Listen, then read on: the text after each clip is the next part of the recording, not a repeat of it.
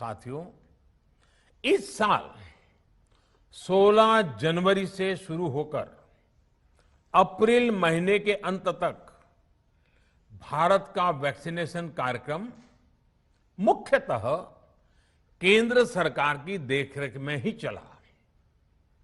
सभी को मुफ्त वैक्सीन लगाने के मार्ग पर देश आगे बढ़ रहा था।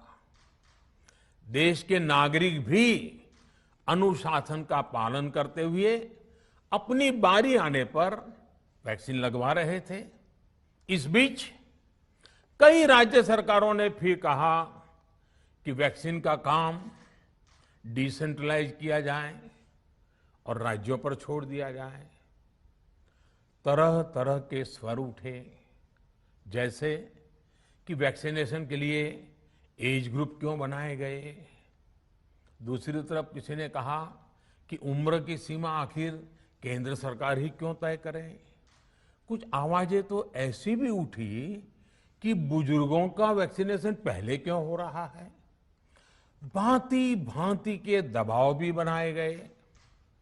देश के मीडिया के एक वर्ग ने इसे कैंपेन के रूप में भी चलाया। साथियों, काफी चिंतन मनन के बाद इस बात पर सहमति बनी कि राज्य सरकारें अपनी तरफ से भी प्रयास करना चाहती हैं, तो भारत सरकार को क्यों इतराज हो और भारत सरकार इतराज क्यों करे। राज्यों की इस मांग को देखते हुए, उनके आग्रह को ध्यान में रखते हुए 16 जनवरी से जो व्यवस्था चली आ रही थी, उसमें प्रयोग के तौर पर एक बदलाव किया गया।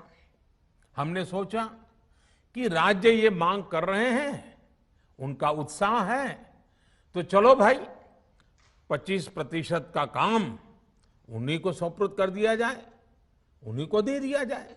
स्वाभाविक है 1 मई से राज्यों को 25% काम उनके हवाले कर दिया गया। उसे पूरा करने के लिए उन्होंने अपने अपने तरीके से प्रयास भी किए। इतने बड़े काम में किस तरह की कठिनाइयां आती हैं, ये भी उनके ध्यान में आने लगा। उनको पता चला पूरी दुनिया में वैक्सीन की क्या स्थिति है, इसकी सच्चाई से भी राज्य परिचित हुए। और हमने देखा, एक तरफ मई में सेकेंड वेव, दूसरी तरफ वैक्सीन के लिए लोगों का बढ़ता रुझान, और तीसरी तरफ राज्य सरकारों की कठिनाइयां। मई में 2 सप्ताह बीतते बीतते कुछ राज्य खुले मन से ये कहने लगे कि पहले वाली व्यवस्था ही अच्छी थी।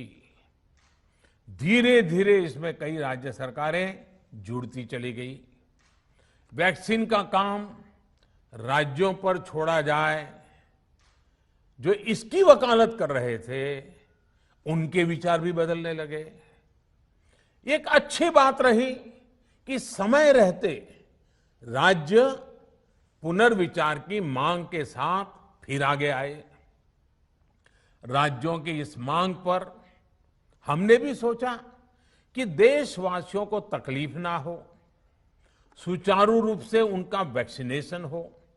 इसके लिए 1 मई के पहले वाली, यानी 1 मई के पहले 16 जनवरी से अप्रैल अंत तक जो व्यवस्था थी, पहले वाली पुरानी व्यवस्था को फिर से लागू किया जाए।